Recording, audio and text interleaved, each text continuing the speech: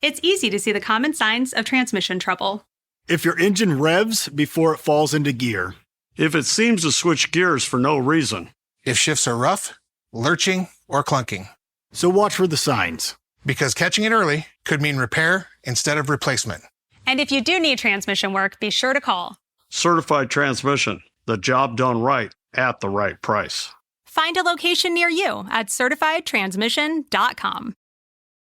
At the Alzheimer's Association Walk to End Alzheimer's, walking means so much more. It means fighting for a different future, for families facing the disease today, for treatments. Because when you take part in Walk to End Alzheimer's, you're not just walking, you're fighting to stop the disease. We're closer than ever, but to get there, we need you. Join us for the world's largest fundraiser to fight the disease. Register today at alz.org/walk. To get the Crime Writers on Aftershow right now, go to patreon.com/partners in crime media. I'm Rebecca Lavoie, and this is Crime Writers On.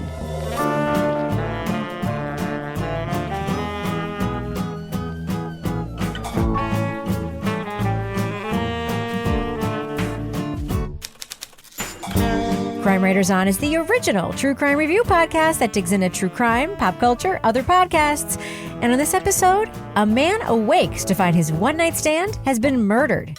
Can a down-on-his-luck lawyer win his freedom? We'll go back to our 2016 review of HBO's The Night Of. Joining me to get that done and more is true crime author, TV journalist, and host of the These Are Their Stories podcast, my husband and love of my life, Kevin Flynn. Hi, Kevin. Hello, Rebecca. So, Kevin. Yeah. What are we listening to in today's Classic Rewind? Well, we're going back to July 22nd, 2016. Wow, 8 years ago. Yeah. We're talking about our review of HBO's drama, The Night Of. Yes, definitely a fictionalization of the Adnan Syed case in some way. Yeah. And I'll say that we talked about this in July, but we revisited this episode, we revisited this topic 2 other times, including on September 9th, where we talked about the finale and where it all wound up. But we're just going to be, getting our first impressions of The Night Of. So how about we listen to it? All right. Let's talk about what we're all here to talk about. What are we here to talk about? Well, I think we're here to talk about a show that our listeners basically, talked me into starting watching, although I probably would have anyway, because I do love all things HBO. And HBO has once again wowed its audience with an unexpected summer drama unlike anything else on television. It's called The Night Of. And instead of subjecting us to True Detective Season 3, another confounding season of that show. Thank God for that. We did get The Night Of. It's moody, it's deep, its lead character is vulnerable, but we have no idea if he is reliable. So for our listeners who haven't yet seen The Night Of, it's only had 2 episodes so far. I recommend watching it.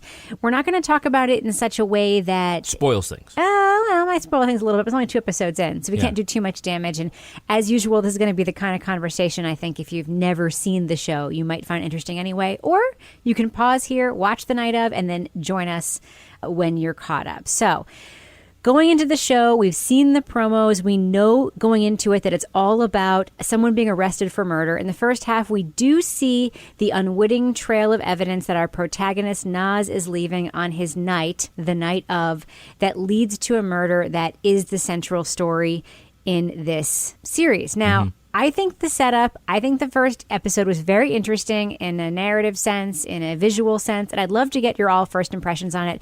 Toby, how did you feel about the setup of the first episode of The Night Of? How quietly, darkly, weirdly the whole thing was handled? I thought it was good. I mean, there's 2 parts. There's the part where his sort of the journey he takes from the moment he leaves his house to when he gets arrested, essentially. You can just see that they're setting up things that you're going to come back to. Well, you go into a convenience store, sort of a edgy interaction with a hearse driver. There's just all these different things. Different cameras pick them up at different places. Witnesses. So I thought that was all good. And it sort of, the payoff will come later, but there's a lot of stuff there. And then the second part, and maybe we'll talk about this separately, is what happens at the police precinct after he's arrested and sort of the things that happen there. But yeah, I thought it was encouraging. I thought it was good. And by encouraging, you mean it was maybe going to be a good TV show? Well, it's one of those things, I think, where the setup seems pretty strong, and it's what they do with it. I kind of feel like True Detective, I would have thought the first couple of episodes were encouraging, and then it didn't follow through. So you mean season 2 of True Detective?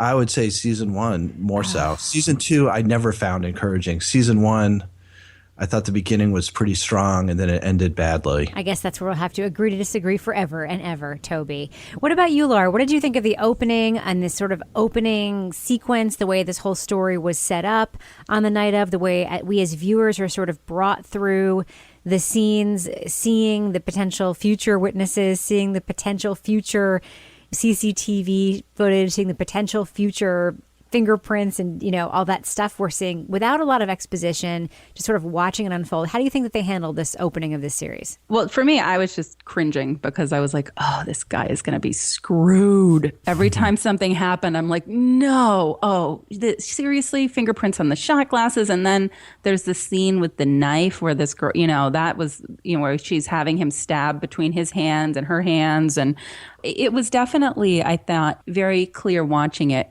where this is going to be going.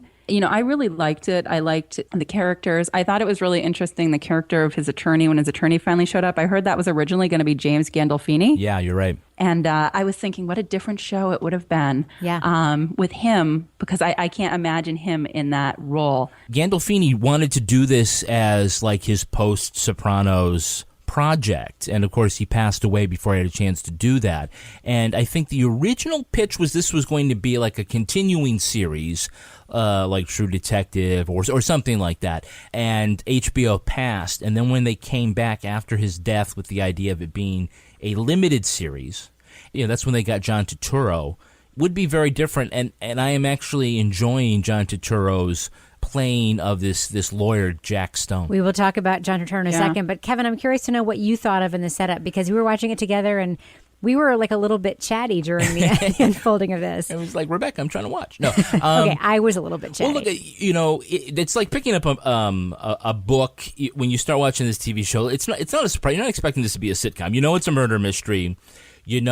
Basically the setup. You see the guy. He's going to be involved, and someone's going to die. Trailers for months. Yeah, right. Yeah. So it's not a spoiler that this is coming. You're anticipating this all throughout episode 1, and then I think it's because we as viewers have become so savvy with this that it went up a whole other level here and toyed with us, because we see him on video at the Easy Pass, right? And we see him leaving this trail innocently leaving this trail, which we're thinking of, later on, they're going to use this to get with him, and the witness at the store, and he's on videotape in the store, all this stuff. And in the end, none of that stuff yet, anyway, has come into play. They didn't need to, go back and trace the steps like it's a Law and Order episode. I mean, they caught him like a whole other different way. Yeah. But the whole time, it's very much like an Alfred Hitchcock movie, because I remember Hitchcock saying, if you had two people and they're sitting at a desk and a bomb goes off, it scares you. But if you just have two people sitting at a desk and there's a bomb underneath there and they're talking about whatever,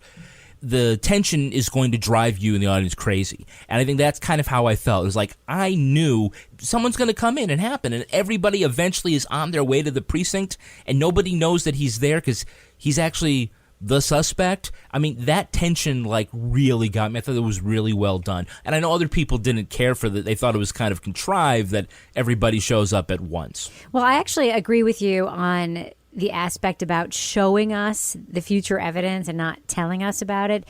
And by the way, this is a remake of a series that was a British series. Yeah. Am I right about that? Okay. So, by the way, I'm doing my very, very best to not look it up and to not get spoiled. I do it every single time. The only time I've ever successfully not spoiled myself was with The Killing, because there was no English translation of the spoilers for the original series of The Killing, but I am doing my best. It's important to me to not know what's going on in this one. I really want to try for you guys. But oh, good for you, because I already looked it up. But I am. It may not go the same way. It may not go the same way, but it is. I do like the way it's playing with what we expect. So it's like we are now part of it. We've seen the CCTV footage. We've seen him run his hands along the railing. We've seen the knife game, which we know later in trial is going to be brought up as she had a defensive wound against him. And the blood smear on the cab. And but he gets her from the back of the hand, right?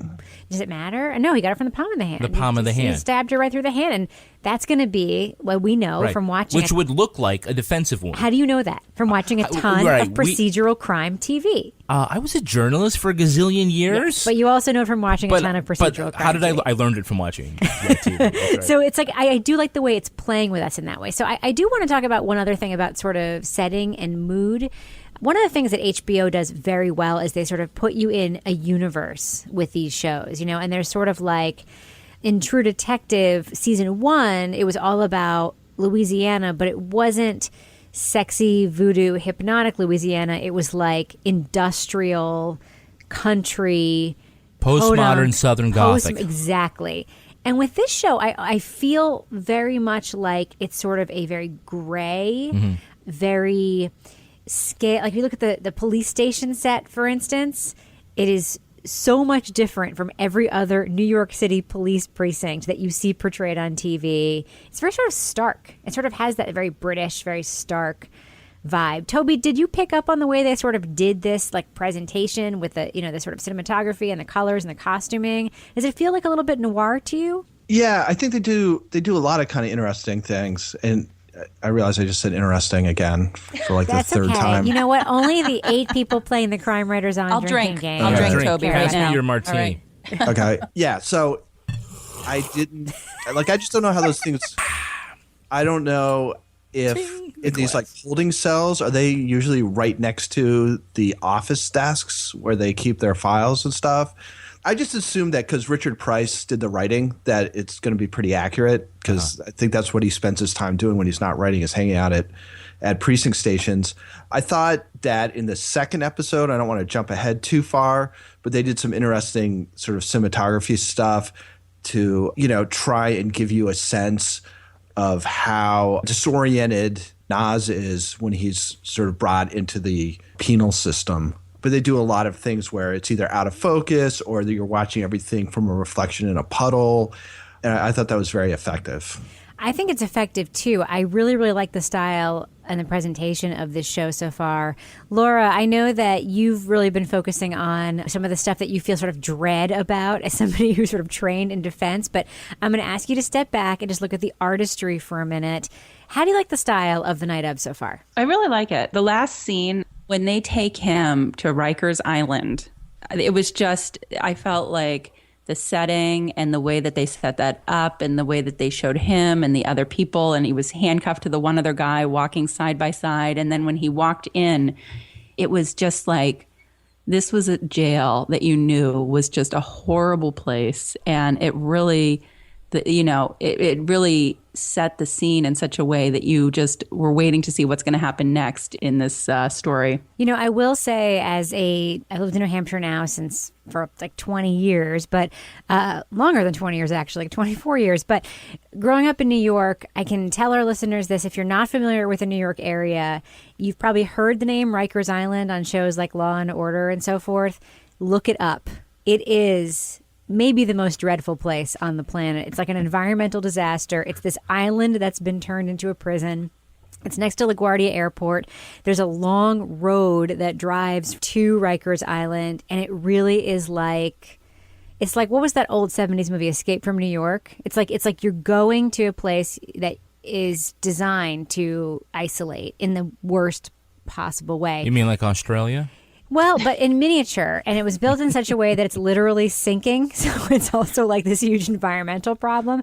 Anyway, so Kevin, what do you think of the style of the show and sort of how it's been put forth to us as a piece of art? I like that they are going for the gloomy, gritty New York, not the gentrified New York, but I mean, it really had a sense of place. The whole Jackson Heights community where you have Pakistani American community there. It seemed, very authentic. I think it's probably because they shot it there. It was on a back lot.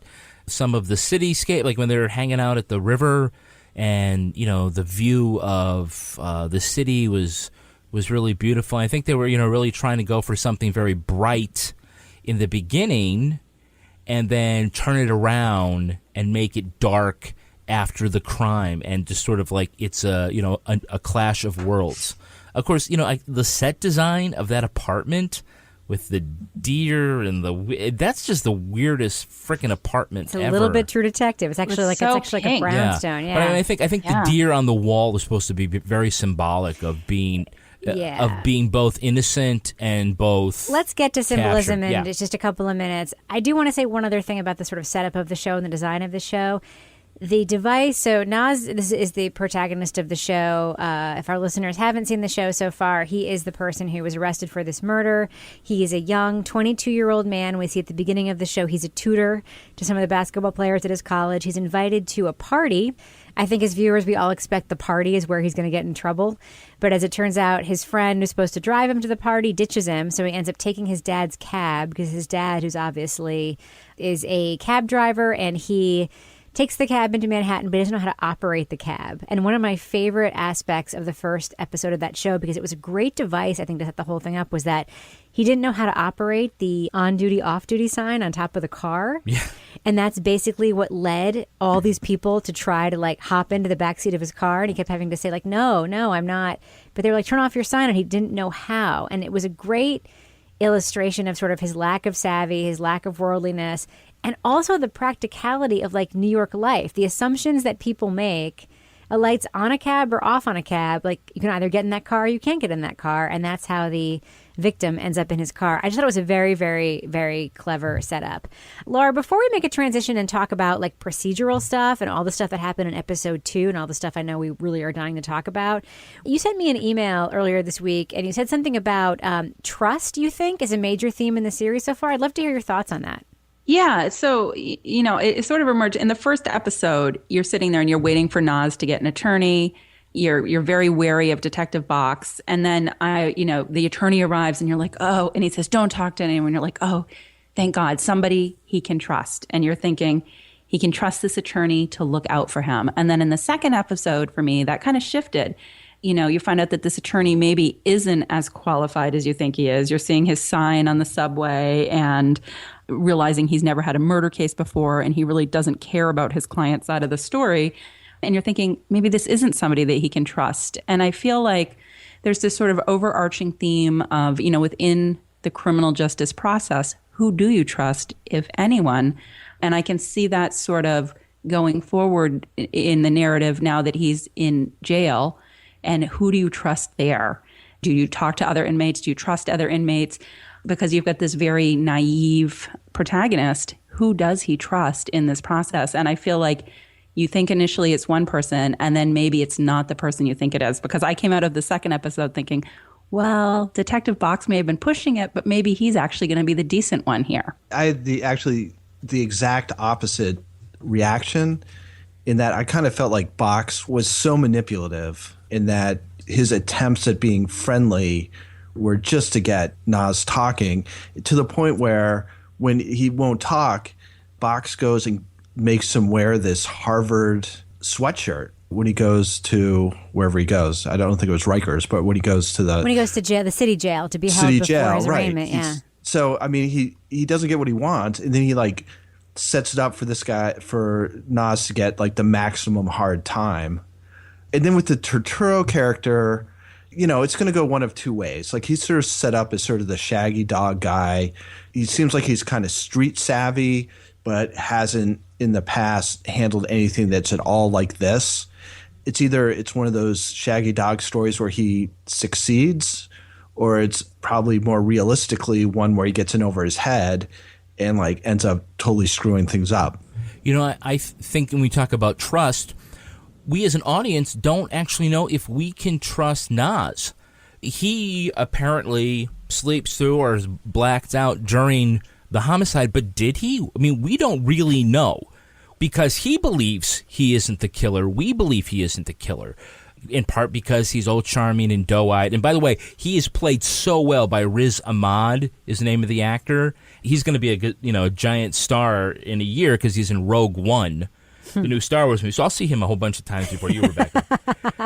But I mean, he is, and this is one of the I think because of him is one of the reasons why people are making comparisons to Serial, where you have a man of color who seems to be, he's about to be railroaded by the system. Who has giant eyes like a dairy cow? Yes, exactly. And he just seems so. But, I don't actually know whether or not I can believe, as a viewer, his perspective. You mean what we saw as viewers? It's all very convenient. It could be very Fight Club, yeah. Well, it could be just what he remembers, not what happened. We don't know, and that's like the brilliant thing about it. The missing piece of time could be something that he's blocked out, and so the audience doesn't see. Or that entire night, well, maybe the videotape goes back and it shows other things that we didn't actually see. Who knows? See, if that's the case, I would find that frustrating. I mean, I think the thing is when you set something up like this and you do it with such detail and such care that if you then introduce something new that you didn't show, not talking about the time when he's supposedly blacked out, but if you throw something else into that sequence of when he's in the cab and he meets the girl and goes back to their place,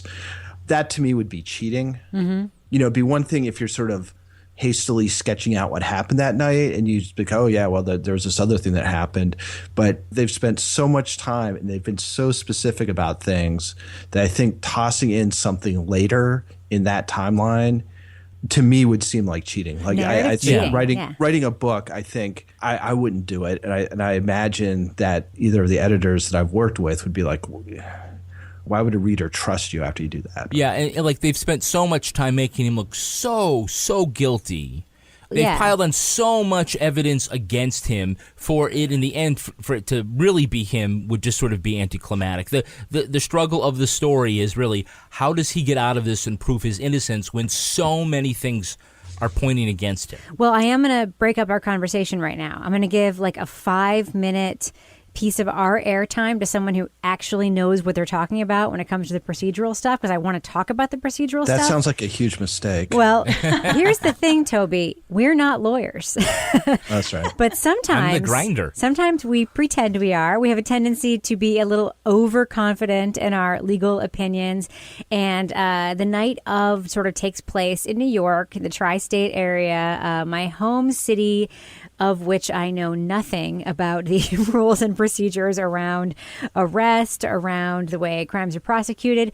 Luckily, however, we have a listener and a fan named Joshua Reinitz, and he wrote me an email months ago and said, if you ever need a criminal defense attorney to weigh in on some topic, please reach out to me. He reached out to me again this week and said he's been watching the night of, so I gave him a quick call. And I asked him a few of the more technical questions I thought might come up in our conversation about the night of. This is about a 5-minute conversation I'm going to play for you right now. And first, I asked Joshua Reinitz just to run through his credentials for us real quick. I've been an attorney since 2003. Before that, I had a glorious career in women's basketball. Eventually as a director of operations for a college basketball team. Since then, I've done mainly criminal defense here in New Jersey only. I've been part of a team that's tried multiple murder trials, all the way down to DWIs, which is what I specialize in a lot of here in New Jersey. One of the things that happened in the first episode was that we see Nas not ask for a lawyer for a long time, which made me crazy. But then he did, and then it was like somebody said, it's too late, and he was being booked at that time. Can you not ask for a lawyer when you're being booked? Well, you can ask for a lawyer at any time. I think what they were saying is they've already processed him, so they're going to go through with the processing. And just asking for a lawyer doesn't eliminate anything really that's come before, especially if you've been Mirandized already. And I know there's already an issue in the show about when he was Mirandized. I don't think they showed it on screen, probably intentionally. Well, you actually, since you have the expertise in DUI defense, I want to ask you, one thing that we saw also was the cops. They were forced to stay, obviously, well after their shift, the ones who had driven him around after picking him up.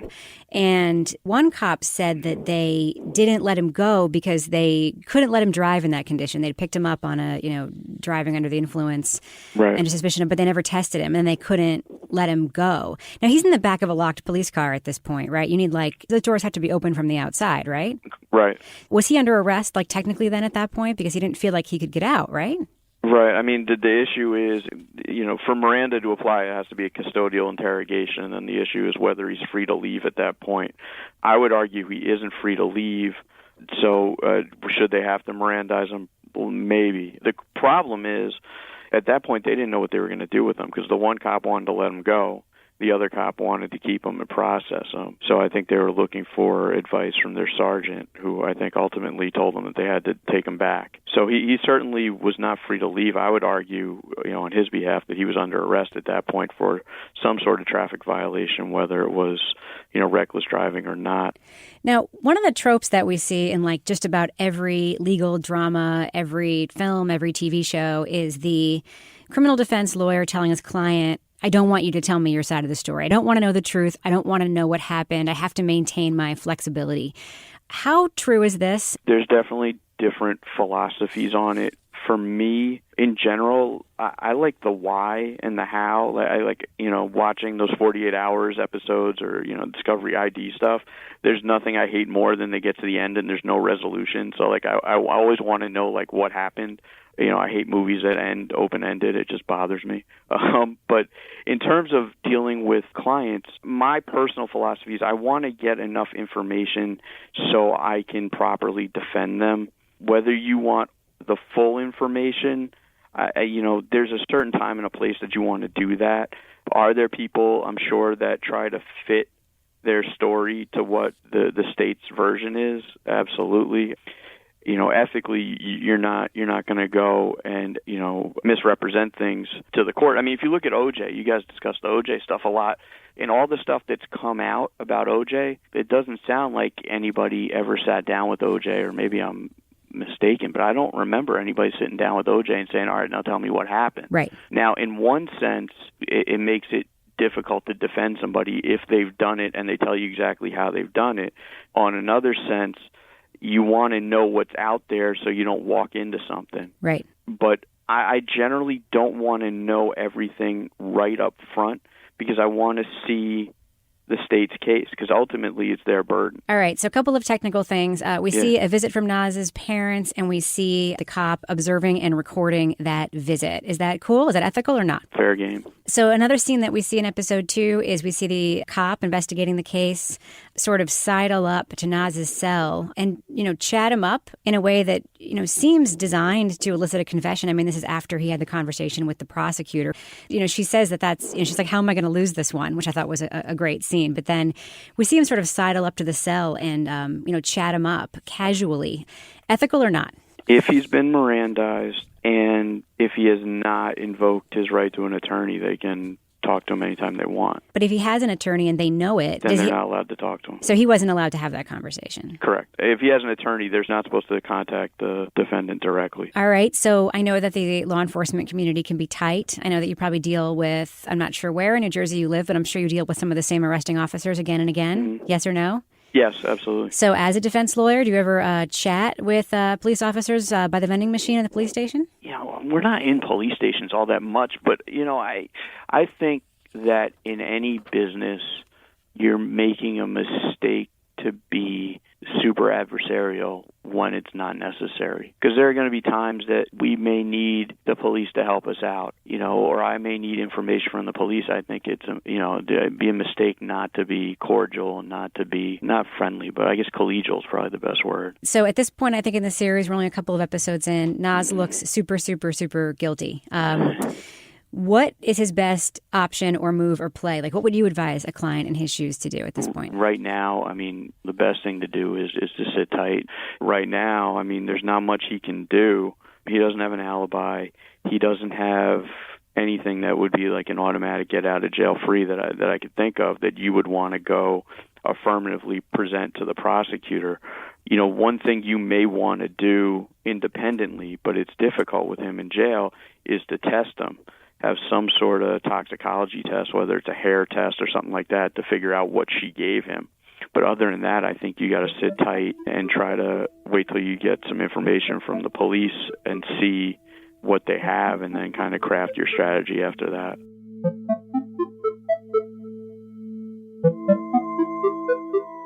Laura, Laura, when you were watching the night of, how aware were you of some of those legal and procedural issues that I asked Josh about? Specifically, not being able to get a lawyer during booking, sort of that casual conversation the cop tried to have with Nas when he was in his cell. Was that stuff really ringing bells for you? Yeah, the conversation that Box was trying to have with him when he sat next to him, when he clearly knew he had an attorney, that was like making me cringe. They can challenge that in court. That's not something that's going to get through. But, I feel like they're showing you the worst of what can happen because you're anticipating that the system's going to be fair and just and all of that. But, things do happen. And just the sort of, I wouldn't say intimidation, but it was intimidation when they're like, well, if you really want a lawyer, but, you can't do that now. And they're just sort of knowing that this guy is not savvy, that he doesn't know the system.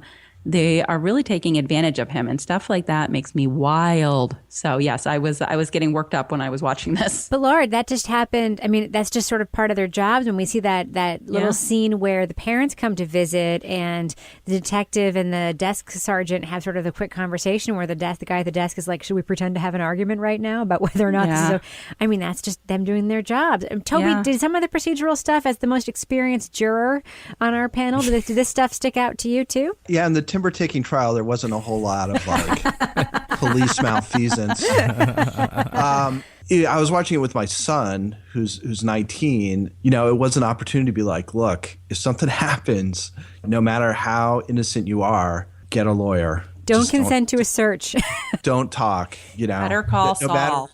No matter how much they're acting like they're your buddy, they're trying to give you a break. Let's just get you home.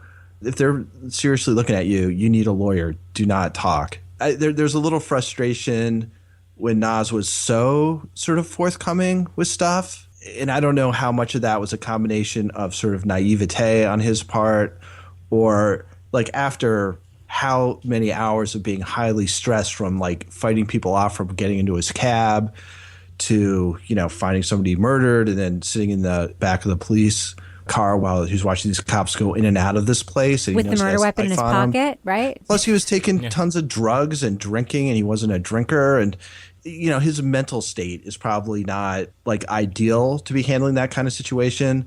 But it was the kind of thing where it's like, my God, it just seemed like the one thing that you would know would be, I'm not talking, get me a lawyer. I'm guessing the audience was probably thinking, oh, yeah, you should just come clean and tell the truth because you truthfully didn't do it. And I think the other half is saying, like, keep your mouth shut because even though it looks bad for you and there's no way to talk yourself out of it. In fact, Rebecca, I think we were watching and you, like, asked me, like, some question, like, should he be talking or should he say something? No.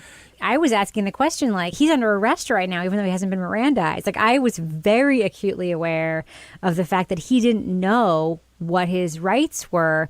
But also, things like, them patting him down for the knife, before he left the station. Like, is that cool when you're not? It's like there's a lot of just like little stuff that I just happen to know from like, basically watching a Law and Order episode. By the way, Kevin, if you get pulled over and the cop says, "Can I look in your trunk?" What do you say? No. You say, you need a warrant for that. You need a warrant for that. And then I ask, am I free to go? Exactly. For me, it's a kind of, it's one of those dilemmas because you hear people say this all the time. And to some extent, I buy into this too, not with legal stuff, but with like privacy stuff. Like, I don't actually have anything to hide, right? I don't. Mm-hmm. I haven't broken any laws, maybe inadvertently or whatever, but I haven't broken any laws. You mean after you got pulled over on Sunday? Oh, for not registered, for not inspecting my car? Yeah. By the way, I was driving your unregistered car. I would be the one to get the ticket. That's right. We didn't get one though, did we? No. Anyway. Because we're so famous. We said, we're on Crime Writers On. And don't you know who we are? Anyway, so I don't have this. We don't have anything to hide. We haven't committed a crime. We haven't done any murders.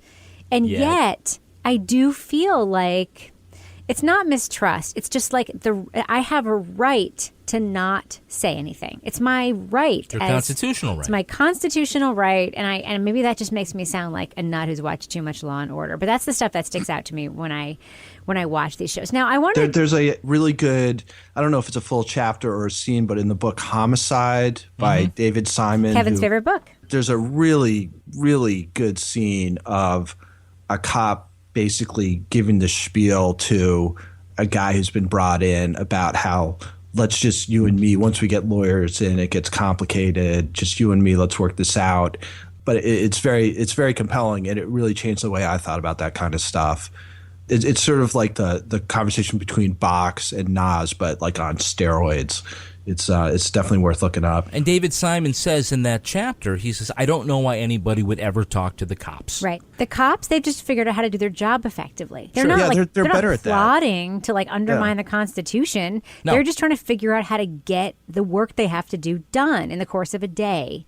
I mean, that's really what their motivation is, just like all of our motivation is. And I don't want to sound like I'm anti like law Yeah, let's enforcement. say we're not anti-cop by any stretch of the imagination. But I'm saying, Yeah, because I'll go back to Box, the detective in this show. I mean, he's operating just on the boundary, but I don't think he was quite as. I mean, he even I think had some hesitation in this case about charging Nas, and there seemed to be a point where he was holding off on actually charging him because he felt like something was a little bit off on this case, and that's why I still think he's going to be a decent character. You know what, Laura? I feel like, and this is your fault. It's your fault for getting me completely hooked on British procedural crime and British mystery novels and British TV.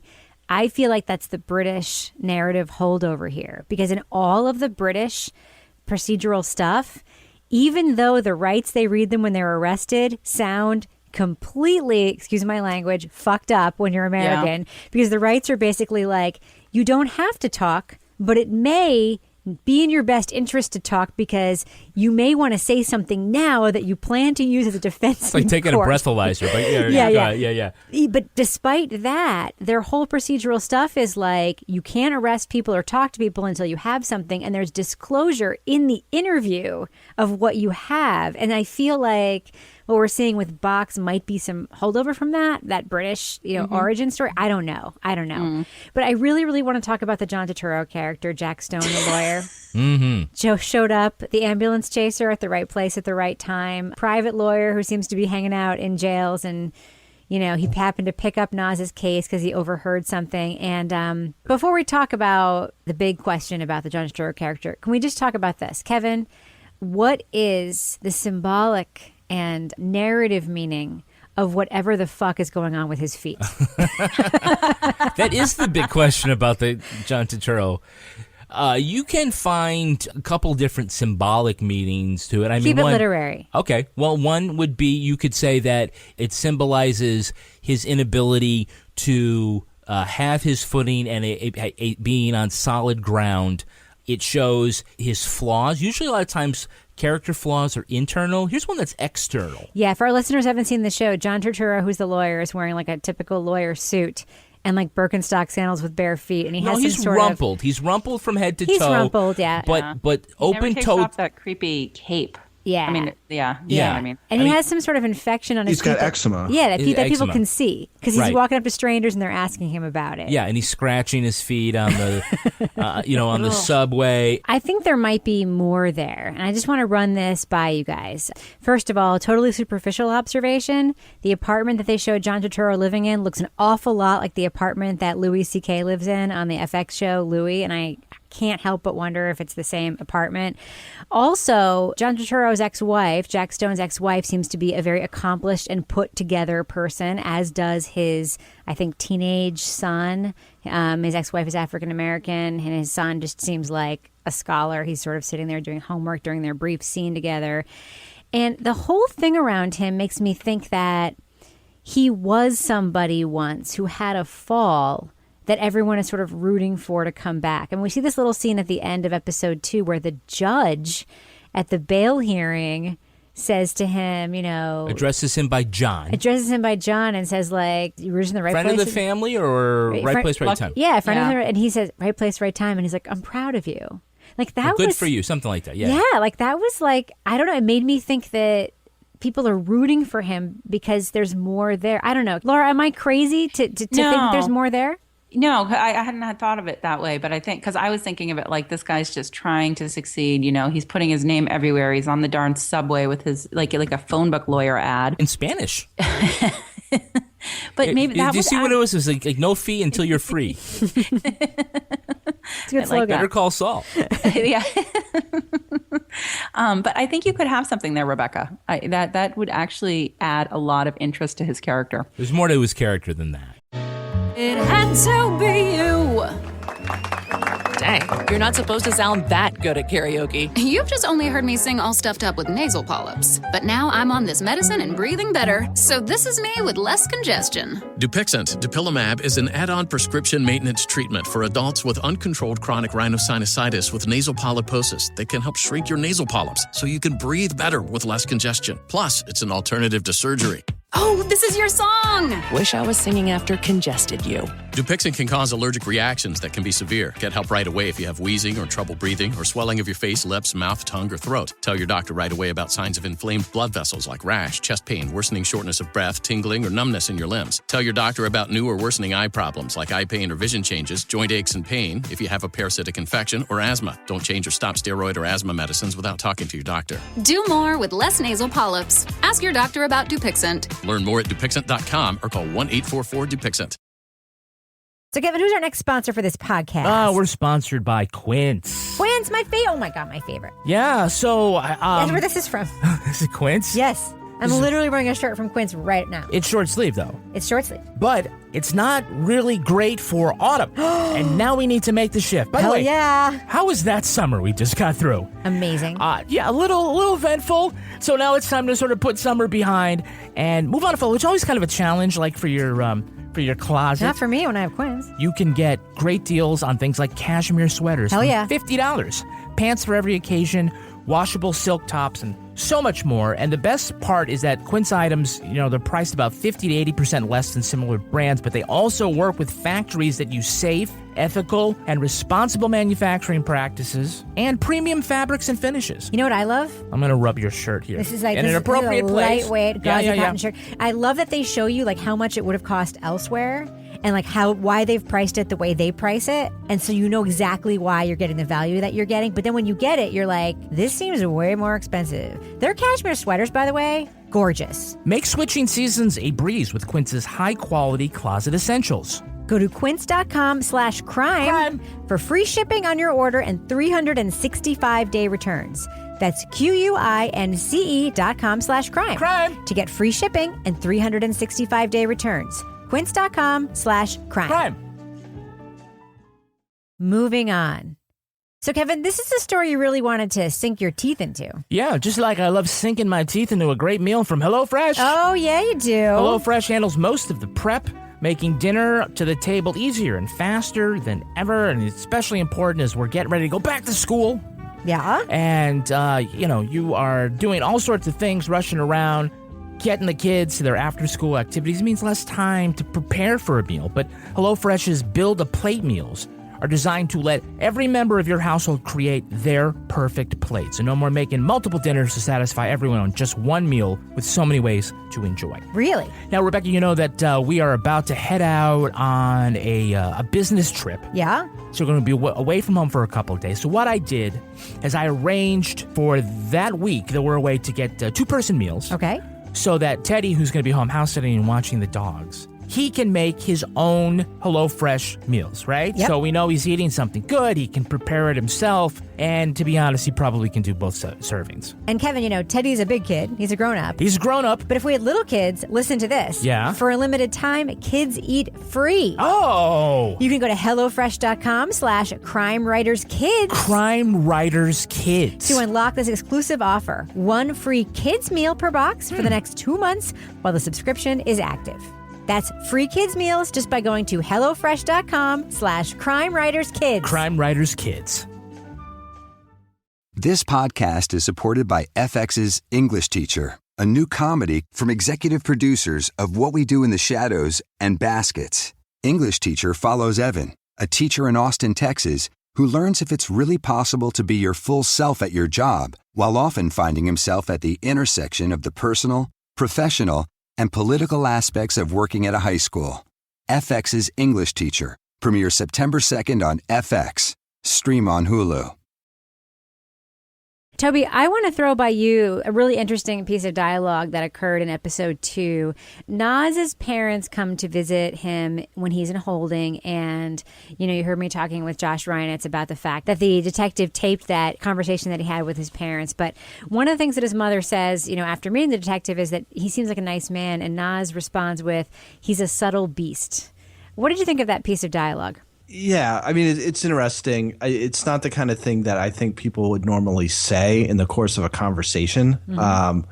But I think they probably wrote it and thought it sounded pretty good. It is effective in sort of exposing Naz's new understanding of him, whereas before he seemed to sort of at least want to trust him. Pretty clearly he starts to realize that these little gestures come with strings attached. It's not altruism on Box's part. Now, Kevin, race in the justice system is a continuing theme. We saw in these 2 episodes alone, black, white, Pakistani defendants, people sort of in the system. At sentencing, we even hear the judge tell the black defendant, you want Jew time, do Jew crime. Is this going to be about race, you think, this show? That line was actually very surprising, and I thought it was a bad omen for Naz, because I think that it shows a systemic prejudice against defendants of color, and I think that they're putting that out there. One of the things that stuck out to me in that bail hearing was that we saw Naz spend that horrible night in the holding cell in the jail in the city, and then we see him, one of the people that he's locked up with, beats up one of the other people, really, really viciously, and you're just thinking the whole time, he's going to get, chewed up by these guys, going to be horrible. And then you hear the court sort of read the charges against him, and then you see all those super tough guys, they're a little bit impressed. Damn. Yeah, he's got some street cred now. He's got some street cred. Yes. I mean, I know that we live in New Hampshire, but is there a hierarchy among defendants about who is accused of what? And, yeah. Really? Oh, yeah. I think so. Yeah. I mean, I think that everybody knows what everybody's charged with. And you have cases where you have people, snitches get stitches, people that go in and maybe want to cozy up to the person that's in there on a big case, get that person to confide in them so that they can cut a deal in their own case. Well, I do want to sort of put a cap on our conversation about this, but I'm planning to continue watching this series, and I'm sure we'll touch on it in future episodes. Laura and Toby, are you going to stick with it with us? I am. Definitely. All right, so let's just quickly go around the horn. I'm going to go with Laura, Toby, and then Kevin. Naz, guilty, yay or nay? Go ahead, Laura, you first. Nay.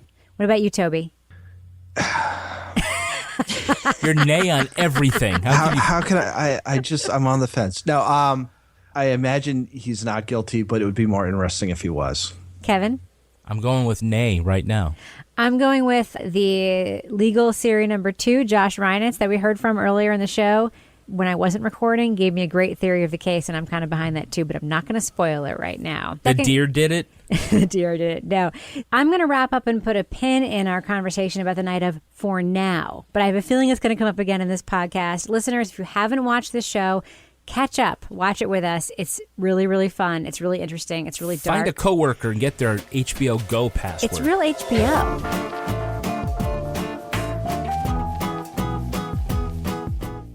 All right. John Turturro. I love John Turturro. Absolutely. He's amazing, right? Yeah. I always think about John Turturro and how he's just so instantly recognizable. And has John Turturro ever played the guy for whom it works out? See, not in the Big Lebowski. Maybe in the Big Lebowski. I don't know. Jesus, you don't know. No, you don't fuck with the Jesus. Yeah. I don't know. So the night of, I should mention here, it garnered 13 Emmy nominations, won 5 Emmys, including Best Actor for Riz Ahmed. Really? Yeah, fantastic show. And it's almost like the kind of thing where you wanted to see a sequel or something similar. I mean, it would have been a good series, different characters every season, right? A different thing that happened. Yeah, absolutely. So well done. And I hope Bill Camp finds the real killer. Oh, Bill Camp. I love him. I love him, and I love his wife, too. Who happens to be? Elizabeth Marvel. Yeah. Fantastic Love character. them. All right. Good character acting couple there. Amazing character acting couple. All right, should we wrap it there? Yeah, it's a good one. Well, this show is recorded in Studio C, The Closet, in our New Hampshire basement, where we also scratch our infected feet with pencils and chopsticks. On behalf of all the crime writers, thanks so much for listening. We will catch you later.